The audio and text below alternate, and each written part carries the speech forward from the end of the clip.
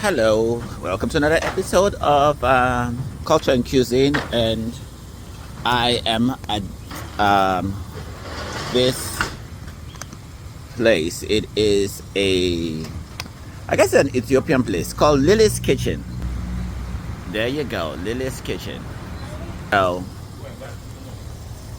we shall see how it goes. Oh, thank you much.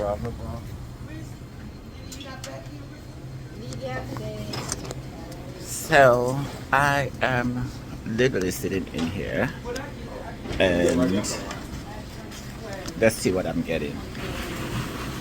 Sausage, French toast, eggs, and chicken with coffee.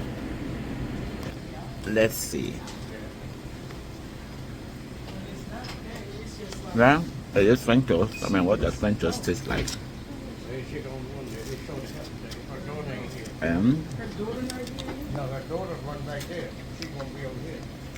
And eggs. So,